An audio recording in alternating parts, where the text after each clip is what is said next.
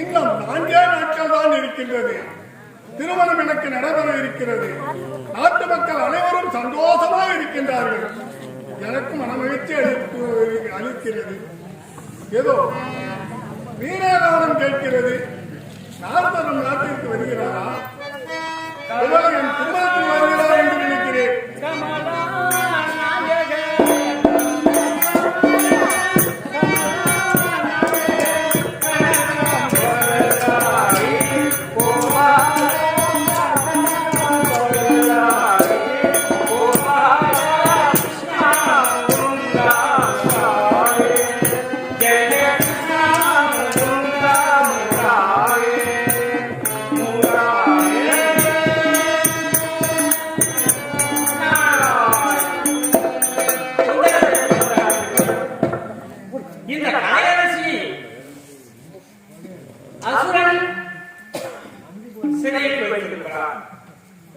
இந்த விஷயத்தை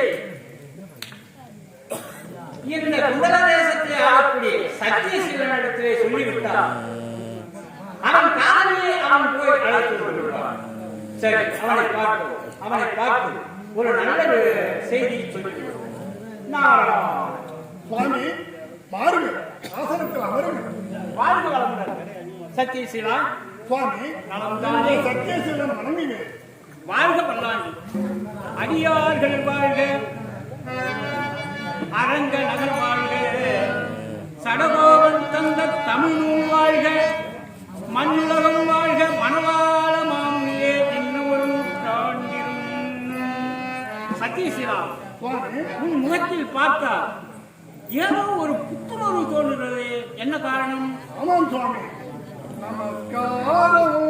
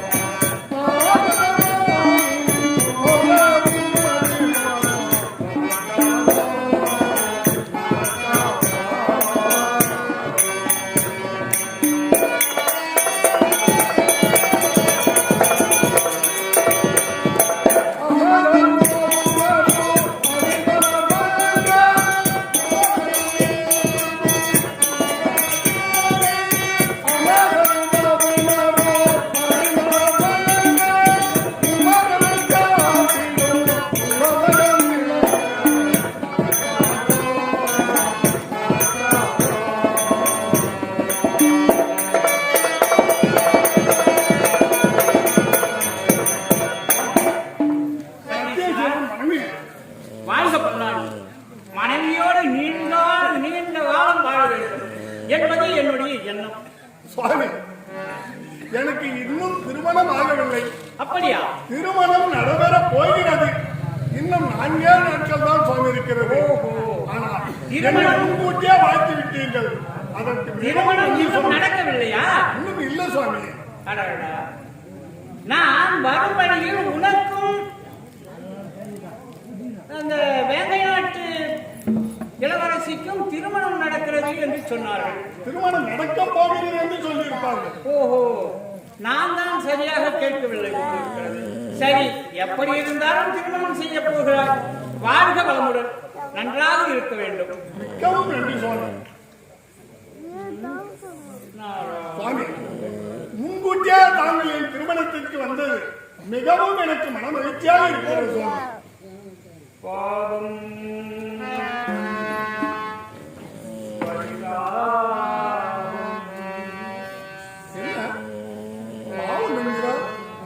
எனக்கு என்ன சொல்வதென்றே தெரியவில்லை. என்ன சுவாமி, சொல்லுங்கள். எப்படி சொல்வது?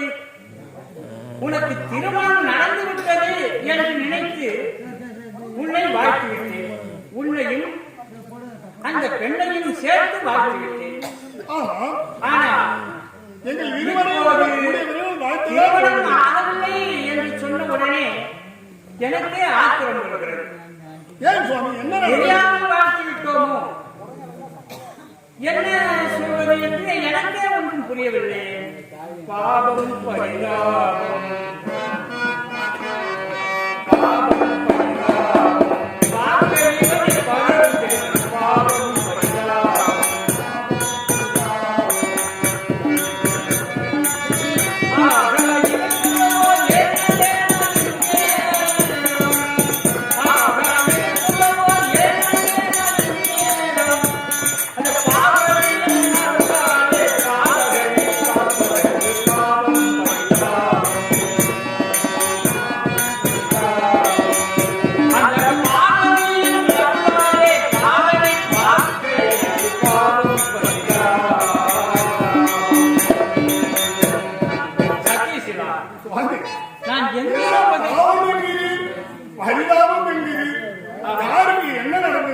என்ன பாவம்? சத்தியசீலனே சொல்வேன் கேளுமே, சத்தியசீலனே நான் தரணிதனில் சொல்வேன் கேளுமே. சத்தியசீலா சுவாமி, ஒரு தவறு நடந்துவிட்டது. என்ன தவறு நடந்தது? என்னவென்றால் சத்தியசீலனே தரணிதனில் நான் சொல்வேன் கேளுமே. மெத்தவும் மேன்மையாய் சூரன் பரம் பெற மெத்தவே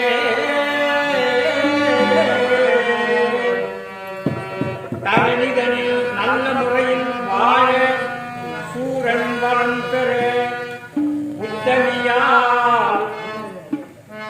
நான் சொல்வது புரிகிறதா? புரியவில்லையா சுவாமி?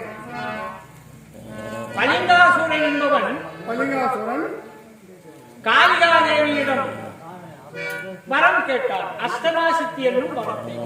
அதற்கும் என் திருமணத்திற்கும் என்ன காரணம் இருப்பதனால்தான் என்னால் சொல்ல இயலவில்லையே.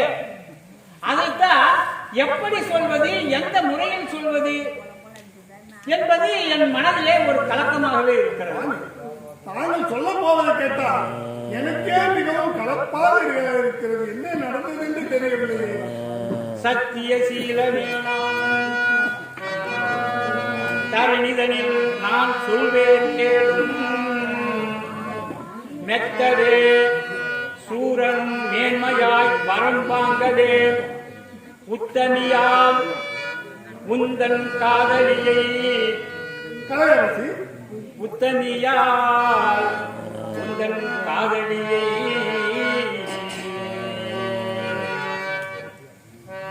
காளிகாதேவி என்ன சொல்லிவிட்டார்? உனக்கு அஷ்டமா சித்தி என்னும் வரம் வேண்டும் என்று கேட்டால் 32 லட்சணம் பொருந்திய ஒரு கன்னி பெண்ணை எனக்கு பலி கொடுத்தால் உனக்கு நான் அஷ்டமா சித்தி என்னும் வரத்தை தந்து விடுவேன் என்று சொல்லிவிட்டார் காளிகாதேவி. ஆமா, அதை கேட்ட பலிங்காசூரன் உத்தமியால் உந்தன் காதலியை பக்தியோடு காளிகாதேவிக்கு பணி கொடுக்க தூக்கி சென்று விட்டார்.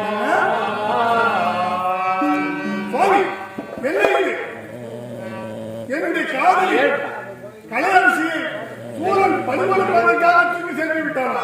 ஆமா சுவாமி, என்ன இது? இவ்வளவு மோசம் நடந்திருக்கிறதா? ஏவா, இது என்ன சோதனை?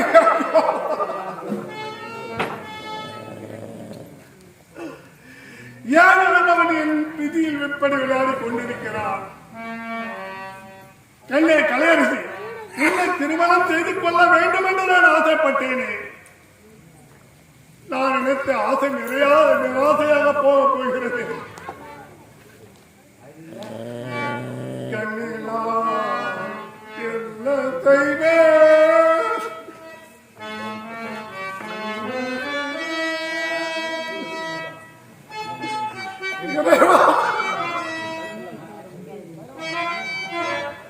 நான் பெரியவளாக இருக்கும் போதே தாயை பறி கொடுத்தேன். சற்று வளர்ந்தவுடனே என் தந்தையை பிரித்தேன். திருமணம் நடக்கப் போகிறது, நமக்கு ஒரு துளை வரப் போகிறாளே என்று நினைத்தேனே. இந்த துளையையும் எடுத்துக்கொண்டாயா? கண்ணீனா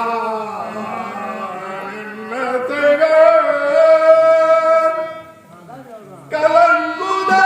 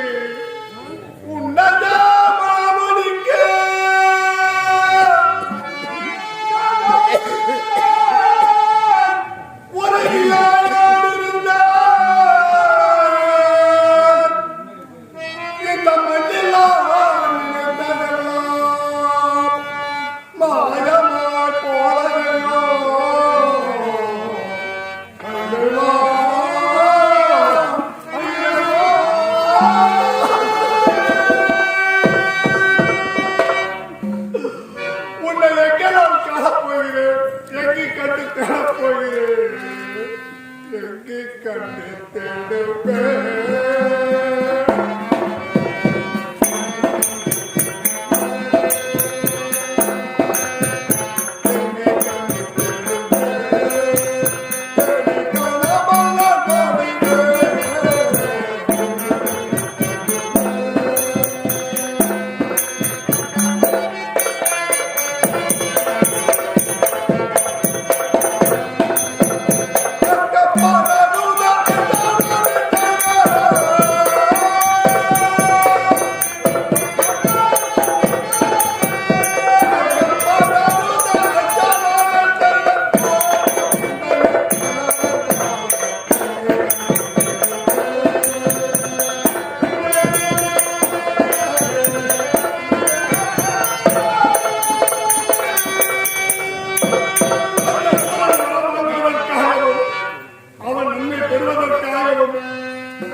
உன்னை தூக்கி சென்று விட்டானா? ஐயோ சூரன் முந்தனை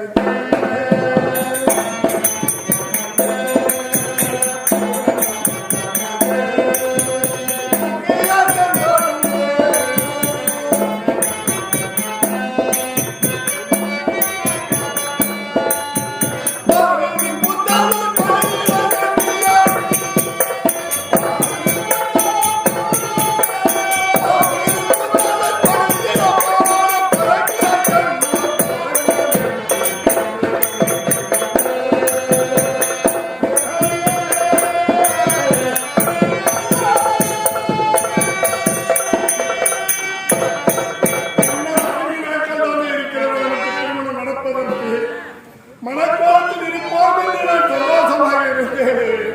மனம் செய்ய போதும்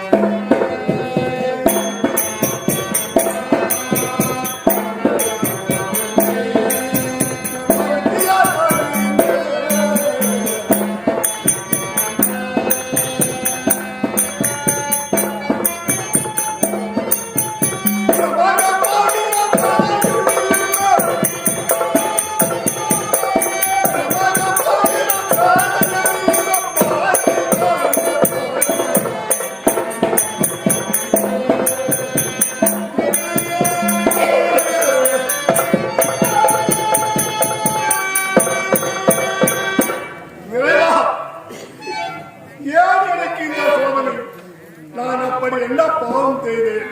யாருக்கும் என்ன நினைக்கவில்லை. பலதாரம் யாருக்கும் நினைக்கவில்லை. திருமணமே நான் தெரியாமல் இருந்து கொண்டிருந்தேன். நான் இருப்பதாக இருக்காமல் நினைத்தேன். இந்த கலையரசியை நான் ஏன் அந்தவனத்தில் சந்தித்தேன். திருமணம் செய்து கொள்ள போகிறோம் என்று சந்தோஷப்பட்டேன். அதற்குள் எனக்கு சோதனை கொடுத்து விட்டார். சுவாமி, ஏன் சுவாமி நல்லவர்களுக்கெல்லாம் இப்படி சோதனை வருகிறது? உலகத்தில் எவ்வளவோ பாவம் செய்கிறார்கள். அவர்களெல்லாம் நன்றாக இருக்கிறார்கள். எந்த பாவமும் எந்த தீங்கும் செய்யாமல் மனதாரங்களுக்கு துரோகம் நடக்கிறது. எனக்கு ஏன் இப்படி நடந்து கொண்டிருக்கிறது? சுவாமி சத்யசிவா, சுவாமி, இதுவும் ஒரு நல்லதுக்கு தான் என்று நினைத்துக் கொள்ள வேண்டும். ஆனா மனம் இருந்தால் மார்க்கம் இருக்கும். சொல்லுங்கள் சுவாமி. சஞ்சதம்